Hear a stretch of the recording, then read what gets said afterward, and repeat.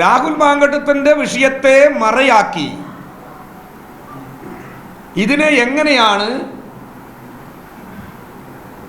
പൊതുസമൂഹത്തിൽ ചർച്ച ചെയ്യാതിരിക്കാനുള്ള വഴി എന്നാണ് BJP ആലോചിച്ചത്. അതുകൊണ്ടാണ് ഇന്നലെ ഞാൻ മനസ്സിലാക്കിയത്, വീണ്ടും BJP പത്തനംതിട്ടയിൽ സ്വന്തം വീട്ടിലിരിക്കുന്ന രാഹുൽ മാങ്കൂട്ടത്തിൻ്റെ ആഫീസിലേക്ക് ഇപ്പോൾ മാർച്ച് ചെയ്യുന്നു. എന്തായിരുന്നു അതിൻ്റെ പിറകിലുള്ള താല്പര്യം? അപ്പോൾ അന്വേഷണം RSSന്റെ കാര്യാലയത്തിലേക്കും നേതാക്കളിലേക്കും എത്തുമോ? BJPയുടെ നേതാക്കളിലേക്ക് എത്തുമോ? ഇതാണ് പ്രശ്നം. ബോംബ് മറ്റേ പ്രശ്നവുമായി ബന്ധപ്പെട്ട്, ബോംബ് കണ്ടെത്തിയതുമായി ബന്ധപ്പെട്ട്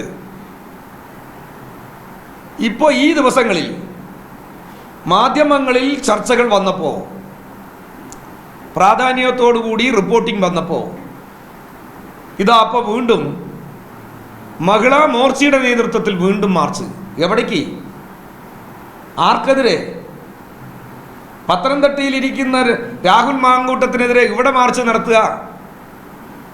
അപ്പോൾ അതിൻ്റെ പിറകിൽ കള്ളത്തരമാണ്. അതിൻ്റെ പിറകിൽ ഈ ബോംബുമായി ബന്ധപ്പെട്ട വിഷയത്തെ മറച്ചു വെക്കാനുള്ള അതിയായ താല്പര്യം BJPക്കും RSS കേന്ദ്രങ്ങൾക്കുമുണ്ട്. അതുകൊണ്ട് തന്നെ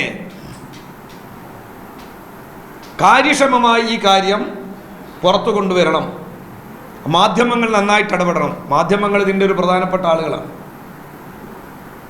അതുകൊണ്ട് ഈ കാര്യത്തിൽ അതിപ്രാധാന്യത്തോടുകൂടി കുറ്റവാളികളെ കണ്ടെത്തണമെന്ന നിലപാട് തന്നെയാണ് CPMനുള്ളത്. അത് എത്രയും പെട്ടെന്ന് സാധിക്കുമെന്നാണ് പൊതുവെ അന്വേഷണത്തിൽ നിന്ന് വ്യക്തമായിട്ടുള്ളത്.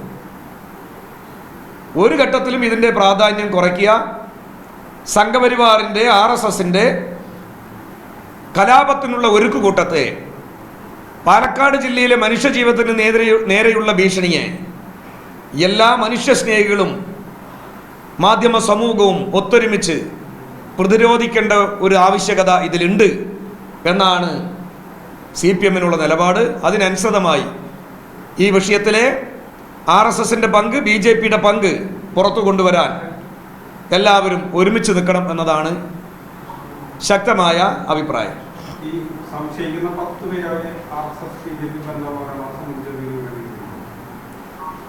10 പേരെ ചോദ്യം ചെയ്തു എന്നാണ് പറയുന്നത്.